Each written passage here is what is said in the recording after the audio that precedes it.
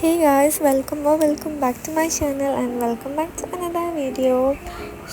ഇത് ആക്ച്വലി ഞാൻ കെമിസ്ട്രീൻ്റെ ആ ഒരു ഗ്യാപ്പിൽ പഠിച്ചിട്ടുണ്ടായിരുന്നത് വീഡിയോ എടുത്തതാണ്. ആക്ച്വലി സത്യം പറയാണല്ലോ, ഈ ലൈവ് കണ്ടത് ഞാൻ ചെയ്ത ഏറ്റവും നല്ലൊരു കാര്യമായിട്ടാണ് തോന്നുന്നത്. കാരണം ഈ ഒരു ലൈവ് കണ്ടുകൊണ്ട് മാത്രമാണ് എനിക്ക് നല്ല വൃത്തിക്ക് എക്സാം എഴുതാൻ പറ്റിയിട്ടുണ്ടായിരുന്നത്. നമുക്ക് സാറ് പറഞ്ഞിട്ടുണ്ടായിരുന്നു, അലക്സ് സാറ് ക്ലാസ്സിൻ്റെ സമയത്ത്, അതായത് തേഴ്സ്ഡേ അല്ല ഫ്രൈഡേ പറഞ്ഞിട്ടുണ്ടായിരുന്നു, നിങ്ങൾ എന്തായാലും ലൈവ് കാണണം, നിങ്ങൾക്കല്ലാതെ എഴുതാൻ പറ്റില്ല. അപ്പോൾ ഞാൻ 3 o'clock ലൈവ് കാണാമെന്നാണ് വിചാരിച്ചത്. പക്ഷേ എന്താ പറയുക, എനിക്ക് ആ മുന്നേ കണ്ട 20 hours ലൈവ് മറന്നുപോയി. ഞാൻ വീണ്ടും അത് കണ്ട് എന്നിട്ടാണ് ഞാൻ എക്സാം എഴുതാൻ പോയിട്ടുണ്ടായിരുന്നു. And it was really worth it. പക്ഷേ എനിക്ക് ആ ലൈവ് കാണാൻ പറ്റാത്ത എനിക്ക് സങ്കടമാണ്. അപ്പം ഞാൻ സൈലമായിരുന്നു ചൂസ് ചെയ്തത്. ബട്ട് സൈലം ഭയങ്കര മോശമാണ്, അങ്ങനെയല്ല ഞാൻ പറയുന്നത്.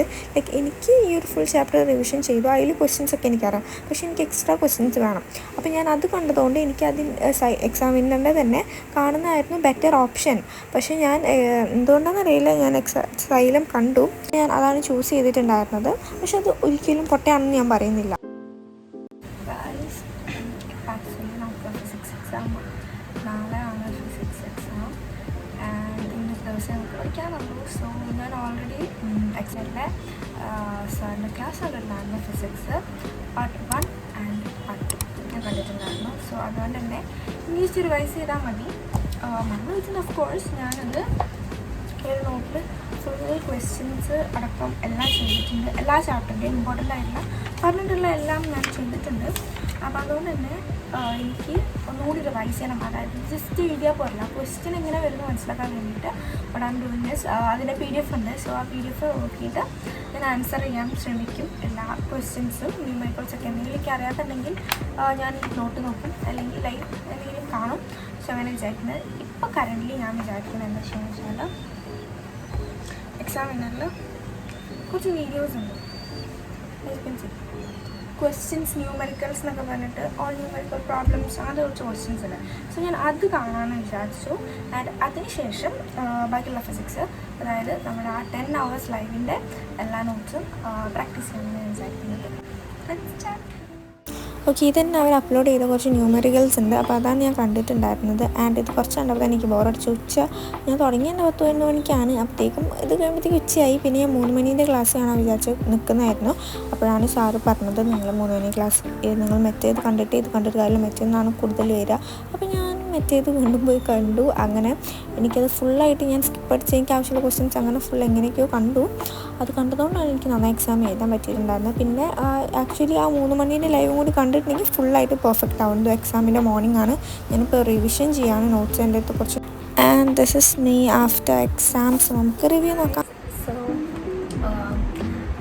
ലാസ്റ്റ് ഇറ്റ്സ് ഓവർ ആൻഡ് അപ്പോൾ ഫിസിക്സ് എക്സാം കഴിഞ്ഞിട്ടുണ്ട്. സോ എനിക്കെന്താ പറയാമെന്ന് വെച്ചാൽ, this the paper. And review പറയാൻ, ഷോർട്ട് റിവ്യൂ പറയുകയാണെങ്കിൽ ഇറ്റ് വാസ് മീഡിയം. ഓക്കെ, ഭയങ്കര ഈസി അല്ല, ഭയങ്കര റഫും അല്ല, ഒരു മീഡിയം ആയിട്ടാണ് എനിക്ക് തോന്നിയിട്ടുള്ളത്.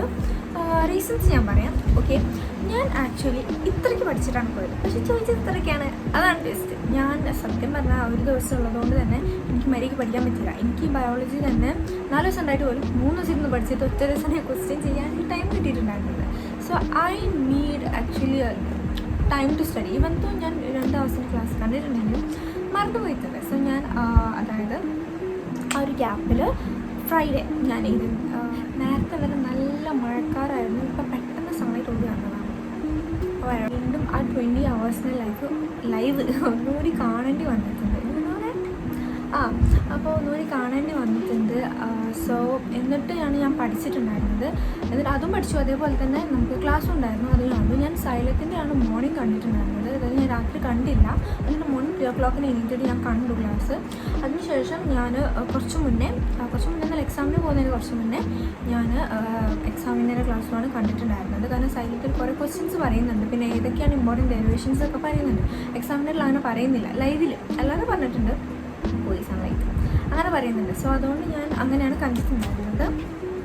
ആൻഡ് ഡെറിവേഷൻസ് ഭയങ്കര കുറവാണ് ഇതിൽ ചോദിച്ചിട്ടുണ്ടായിരുന്നു. അതെനിക്ക് ഭയങ്കര വിഷമമായിട്ടോ. ഞാൻ ഡെറിവേഷൻസ് മാത്രം 30 മാർക്കിനൊക്കെ ഉണ്ടാവാറുണ്ട് സാധാരണ, പക്ഷേ ഇതിൽ ഡെറിവേഷൻസ് ഭയങ്കര കുറവായിരുന്നു. ആൻഡ് ലിറ്ററലി എനിക്ക് ഭയങ്കര സങ്കടമായി. ആൻഡ് ഒരു കോമഡി അല്ല, എന്നല്ല, ഈ സാധനം അതിൻ്റെ വർക്കിംഗ് പ്രിൻസിപ്പിളൊക്കെ എനിക്ക് എന്താ അറിയാമായിരുന്നു. പക്ഷേ വർക്കിംഗ് പ്രിൻസിപ്പിൾ എന്താണ് അതിൻ്റെ റീസൺ ഒക്കെ അറിയായിരുന്നു. പക്ഷേ എന്താ മാത്രം എനിക്ക് അറിയില്ലായിരുന്നു. എനിക്ക് ഭയങ്കര സങ്കടമായി അതിന് ആൻസർ ചെയ്യാൻ പറ്റുള്ളൂ. ഞാൻ ഡീറ്റെയിൽ ആയിട്ട് പറയുന്നില്ല. ഇപ്പോൾ നമുക്ക് 3 മാർക്കിൻ്റെ 6 എണ്ണം എഴുതാനായിരുന്നു. അതിൽ ഞാൻ 4 എണ്ണം എഴുതിയിട്ടുള്ളൂ. കാരണം ബാക്കി എനിക്ക് അറിയില്ല എഴുതാൻ വേണ്ടിയിട്ട്. 20 hours നിങ്ങൾ ലൈവ് കണ്ടിട്ടുണ്ടെങ്കിൽ ഉറപ്പായിട്ടും നിങ്ങൾക്ക് എല്ലാം ആൻസർ ചെയ്താൻ പറ്റും. കാരണം എല്ലാം പഠിപ്പിച്ചിട്ടുണ്ട്.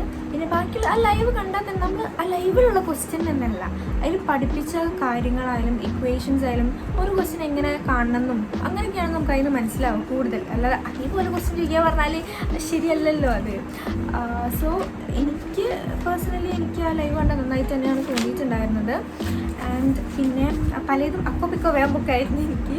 കാരണം എനിക്ക് ഓർമ്മയില്ല പലതും. ഞാൻ ഇങ്ങനെ അതായത് ആ ഗ്യാപ്പുള്ള സമയത്ത് കെമിസ്ട്രീൻ്റെ ആ ഗ്യാപ്പിൽ ഞാൻ നല്ല വൃത്തിക്ക് ഇരുന്ന് കണ്ട് ഫുള്ളായിട്ട് ഞാൻ നല്ല വൃത്തിയിൽ പഠിച്ചതായിരുന്നു. പക്ഷേ ഇതിപ്പോൾ ഒരു ദിവസം ഉള്ളതുകൊണ്ട് ഞാൻ എന്തായാലും നമ്മൾ മറന്നിട്ടുണ്ടാവും, അത്രയും ഒരു ടൈം ലാഗ് ഉള്ളതുകൊണ്ട്. അപ്പോൾ ഞാൻ സ്കിപ്പ് അടിച്ചിട്ട് കണ്ടതുകൊണ്ട് തന്നെ പല ഇമ്പോർട്ടൻറ്റ് കുഞ്ഞു പോയിൻറ്റ്സൊക്കെ ഞാൻ മാറ്റി നിർത്തിയിട്ട് വേറെ പലതുമാണ് പഠിച്ചിട്ടുണ്ടായിരുന്നത്. ഓക്കെ, ആ ഒരു മിസ്റ്റേക്ക് ഉണ്ടായിരുന്നു.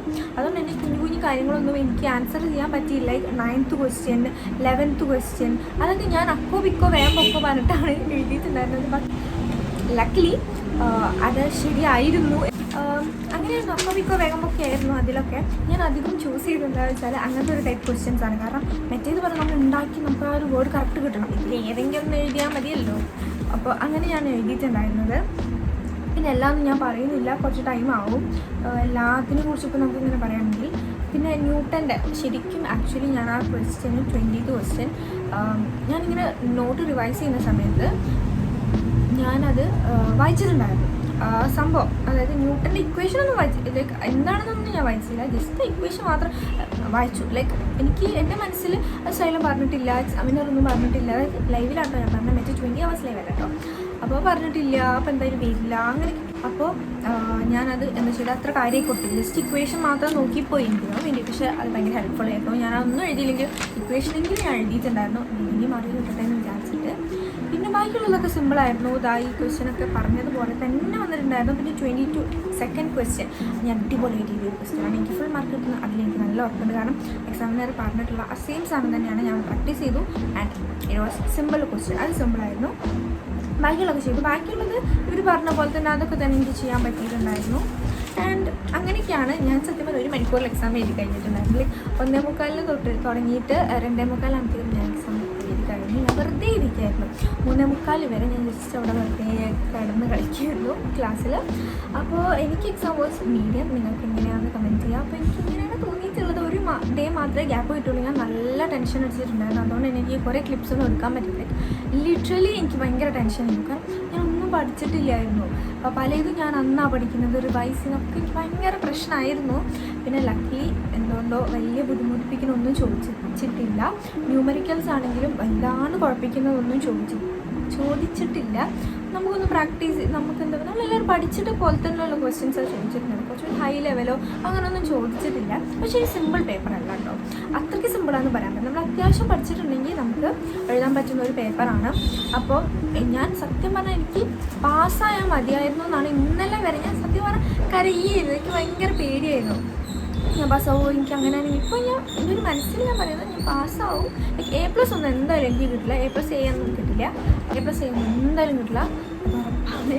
സോ ഇതാണ് എൻ്റെ റിവ്യൂ. കുറച്ച് ഉണ്ട് അല്ലേ, എന്നാണ്. ഓക്കെ, അപ്പോൾ ഇതാണ് എൻ്റെ റിവ്യൂ. നിങ്ങൾക്ക് എന്താണ് തോന്നിയിട്ടുള്ളതെന്ന് കമൻറ്റിൽ അറിയിക്കുക. So what I said is that എന്താ പറയുക, എക്സാമിനറാണോ സൈലമാണോ അടിപൊളി അങ്ങനെയല്ല ഞാൻ പറഞ്ഞത്. എൻ്റെ ഒരു കറക്റ്റ് ഒപ്പീനിയനാണ്. ഓരോ പ്ലാറ്റ്ഫോമിലും അതിൻ്റെതായ അടിപൊളിനെസ് അവർക്കുണ്ട്. അപ്പോൾ അതുകൊണ്ട് തന്നെ എനിക്കിഷ്ടം പേഴ്സണലി എക്സാമിനറാണ് ഇപ്പോൾ എന്നാണ് ഞാൻ പറഞ്ഞത്. എന്ന് വെച്ചാൽ സൈലം ഇഷ്ടപ്പെടുന്ന കുറേ ആൾക്കാരുണ്ടാവും. ഞാൻ അവരൊന്നും പറയുന്നില്ല. സൈലം അടിപൊളി തന്നെയാണ്, എക്സാമിനർ അടിപൊളി തന്നെയാണ്. പിന്നെ സൈലോ എക്സാമിനർ മാത്രമല്ല വേറെ കുറേ പ്ലാറ്റ്ഫോംസ് ഉണ്ട് അടിപൊളിയായിട്ട്. എനിക്കിതൊക്കെ അറിയുള്ളൂ, ഞാനിതൊക്കെയാണ് എൻ്റെ ഒരു റിസോഴ്സസ് ആയിട്ട് ഉപയോഗിക്കുന്നത്. സോ അതിനെക്കുറിച്ചാണ് ഞാൻ പറഞ്ഞിട്ടുണ്ടായിരുന്നത്. And also examiner class such A worth it class ആയിരുന്നു. ഇനി മാക്സിമം ഞാൻ അങ്ങനെ തന്നെയാണ് വിചാരിക്കുന്നത്, എക്സാമിനർ തന്നെ കാണാൻ. ബട്ട് ഞാൻ പറയുകയാണ്, നിങ്ങളുടെ ഇഷ്ടമാണ്. നിങ്ങൾക്ക് സൈലം വേണമെങ്കിൽ നിങ്ങൾക്ക് സൈലം കാണാം, വേറെ ഏതെങ്കിലും പ്ലാറ്റ്ഫോം ആണെങ്കിൽ വേറെ ഏതെങ്കിലും പ്ലാറ്റ്ഫോമാണ്. ഞാൻ ചെയ്യുന്ന എൻ്റെ ഒപ്പീനിയനാണ് ഞാൻ ഷെയർ ചെയ്യുന്നത്. ഇനി പിന്നീട് ഒരു പ്രശ്നവും വരാതിരിക്കാൻ വേണ്ടിയിട്ടാണ് ഞാൻ ഈ ഒരു ഡിസ്ക്ലെയിമർ പറഞ്ഞിട്ടുള്ളത്. So I hope you guys understand.